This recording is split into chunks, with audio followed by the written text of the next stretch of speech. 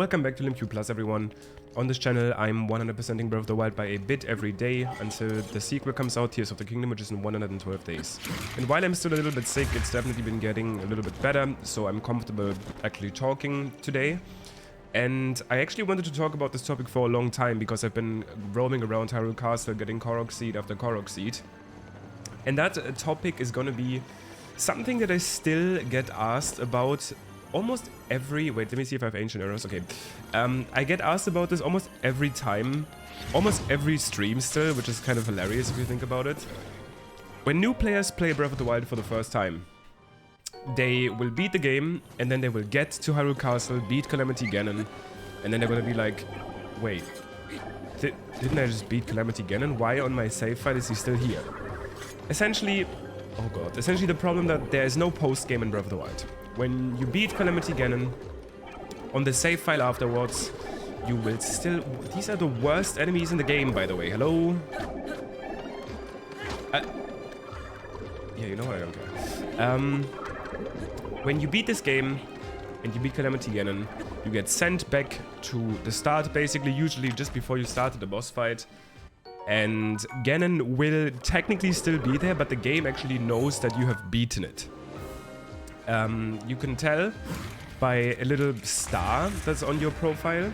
You got like a little star icon. Let me see. I think I beat Ganon in this file, right? Yeah, so this star means that you've beaten Ganon. And there's some unique content which is not super known. That's only available when you have defeated Ganon. For example, the Kilton medals, which are these medals that you get from Kilton, the guy that's obsessed with monsters, when you kill each of the mini-bosses of their types. So there's 40 Hinoxes, 40 Taluses, and 4 Moldugas. That's basically the two things that stand out. Oh, obviously also, and this is why I have defeated Ganon, the percentage, which I can't see here because I'm in Hyrule Castle, the percentage of how much of the map you have completed. That's another thing that's unique to you can only see. So you can technically call this post-game. This is content you only get after you've beaten the game.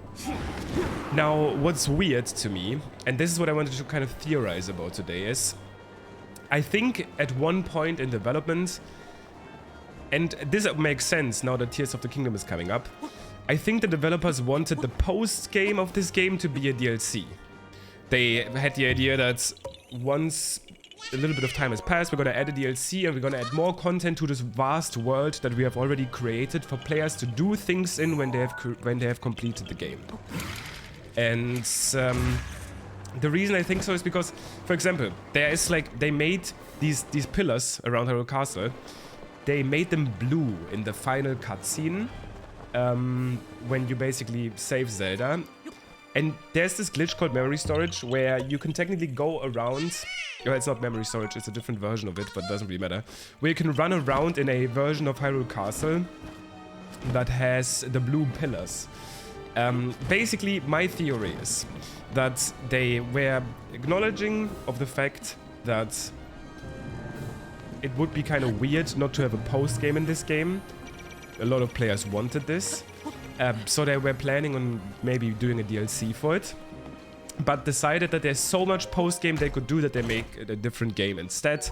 And I don't know if the other DLCs like Master Mode and stuff were intended anyway, but I feel like there's a world where they thought at first, yeah, we're gonna make a post-game DLC, and then they were like, nah, okay, there's way too much to do. We're gonna make these other DLCs instead and make a second game. I feel like that's honestly what could have happened there. And even though Tears of the Kingdom doesn't seem to be exactly post-game, it seems to be its own story, I think it all checks out. Now, I do hope that in Tears of the Kingdom we either get post-game DLC or just post-game by default. I feel like that's honestly... Wait, did I ever get the...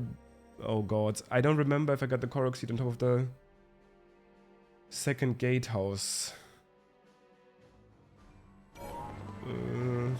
It's a bit annoying. You can actually see the Korok Seeds that you have gotten. I'm gonna check. I don't want to regret it. And I'm just gonna go to the dining hall afterwards. I don't even know if this is gonna let me go. No. Ouch. Let me heal up real quick.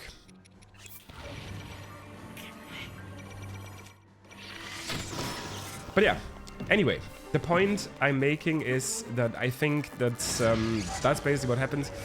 It's unfortunate that that meant that for 6 years we had no post-game to this game. And like I said, I think players still get confused about this to this day. Come into my stream and ask, yo, why is Ganon not dead? I just defeated him. So I wonder if that's kind of like a little bit of some bits of the past. I don't know if I got the Korok. That's still stuck around because of Nintendo's decision making. Maybe I'm also completely wrong. Maybe they never wanted there to be a post game. Okay, I did get the Korok, so I just wasted a lot of time for no reason. But yeah, I think Tears of the Kingdom is obviously going to play our role as post game content, as in the sense of that it's going to be an entirely new game. Now, sorry, I got pretty confused there because there were so many things going on in the game that I kind of lost where I was going with this. Where am I? Oh, the dining hall is over there. Okay, yeah. Let me go back there and then get back on track. Or not. I will get there eventually.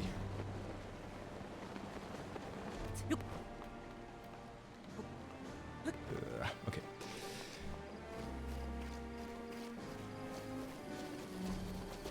Now, the question is, if, like I said, if there's going to be post-game in Tears of the Kingdom, we obviously have no idea how that game is going to end. I think it makes sense for longevity of the game, for that to exist. Like, yes, you can obviously play Breath of the Wild after you're done, which is a good point. Like, maybe a post-game wouldn't actually be as fun as players think, because how would that look like? Would that mean that all of the enemy camps are gone? Because I think like technically, a lot of the enemies are only enemies because of Calamity Ganon's influences, right? Like, let's say, would that mean that in the post game you can no longer fight guardians because they're no longer possessed? And maybe that's another reason that Nintendo decided, yeah, we want players to just still play the whole game, even after they've beaten the main story. I think that's a fair point as well. Maybe a post-game would not actually be as fun. But I think if you do it right, if you do the post-game correctly, it would be a great addition to Tears of the Kingdom, at least later on, because it allows players to revisit the game, to have their to basically have their casual file on their console to always revisit and mess around in. I talked in the past about how cool I think something like the Colosseums would be in Hollow Knight, the Pantheons, where essentially you can refight bosses and give yourself additional challenges for some of the boss fights. I think Breath of the Wild could very much benefit from something like that as well. So I think it's about doing it right.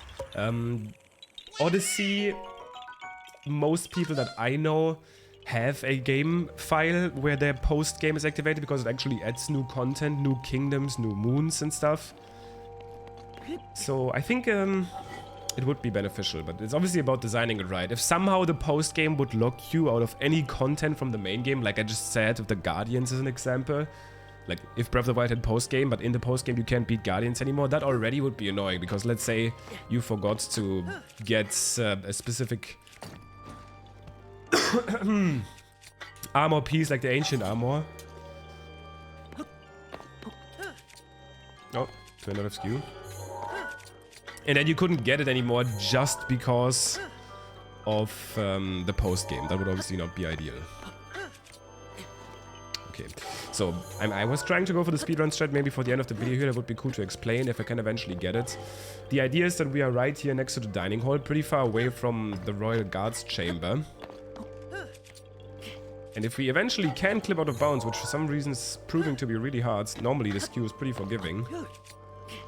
There we go. We should be able to fly over here. Set up a wind bomb.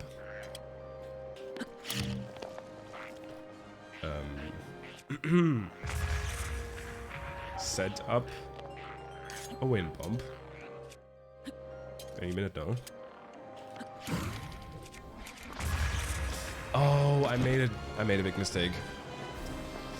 The big mistake being that I didn't get rid of Ragdoll Glitch. If you've never heard of Ragdoll Glitch, every time after you shield clip. Maybe I can back it up with a cool backup. Let's see.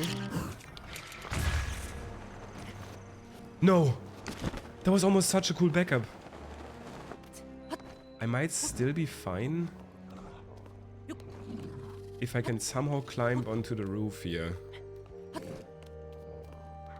But that's a different question. Basically, if you do a shield clip, so you unequip your shield mid-shield jump, you are in a glitched state where if you get launched by anything, even by a bomb like that,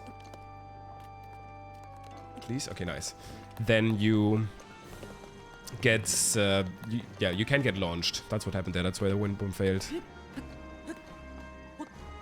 Okay, so once I'm here, I can jump onto the specific seam in the ceiling, move forward a little bit, let Link fall down, and then clip and bounce. It's just technically, if you do everything perfectly, a very fast way into this Royal Guards chamber. Now that I'm thinking about it though, I think I just did this for no reason, because I do have the Royal Guards boots, which means... Oh no, I actually didn't get this Korok the first time I was here. I wonder why. Maybe I intentionally missed out on it so that I could save it for when I'm actually going through the real Korok route. That would make sense. That being said, I think this is a good place to stop it. We are basically almost done with Hyrule Castle Korok seeds. Actually, no. I think I want to get the Korok seed... I do think I want to get... I'm actually just going to be commentating for a little bit more, just for these last Korok seeds. Because I do want to get back to watching how much percentage I have. It's been a while that I checked, because again, in Hyrule Castle you can't check. And you're technically only able to check the counts on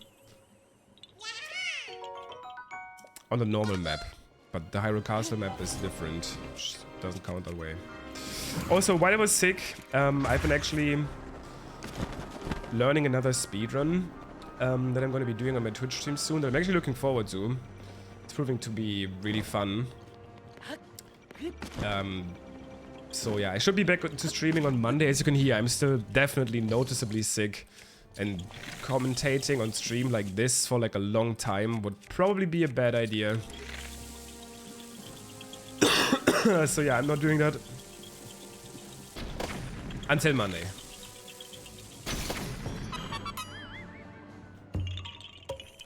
And then hopefully already ready to do the run.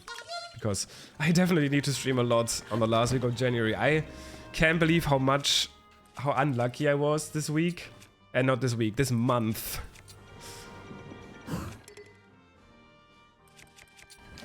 Wait, I have these Koroks already. Oh, okay. I'm still getting confused sometimes about which Koroks I actually have and which ones I don't have. Wait, I don't have this one. Wait, hello? That was so weird. This emblem Korok sometimes is so bad. Really annoying. But yeah, I've really had an extremely unlucky January, and I really hope that I got everything out of the way for this year. Oh god. In terms of getting sick and emergencies and stuff, so that I can actually enjoy it. This was meant to be one of the best years ever for me, because I'm so excited for Tears of the Kingdom and I have so much cool ideas, so much I want to do, and I had such an annoying start to it. But you know what? I'm not gonna let my year be ruined by the start of it, by the first like 3 weeks. They sucked, and that's okay. I'm gonna get back to full health now, and I'm actually, that's why I am so motivated though. I'm really motivated to be streaming more, to be making more videos. I just need to get back to 100%. Not the 100% speedrun, but 100%, you know, energy. And then there's gonna be lots of content and lots of Breath of the Wild. And then Tears of the Kingdom. Which again, one good thing about this is that these 3 weeks were basically, for me, they almost like didn't exist. But that means that tomorrow it's January 20th. Which means that if there's a Nintendo Direct, it's probably going to be announced next week, if it's in January. And if not, we're almost in February, where the Nintendo Direct will most likely be, at the very latest, be happening. So, on that end, it's actually really nice.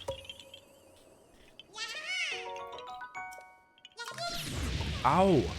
That was such an unlucky timing. I had no chance to react there. But yeah, when it comes to that, that's actually really nice.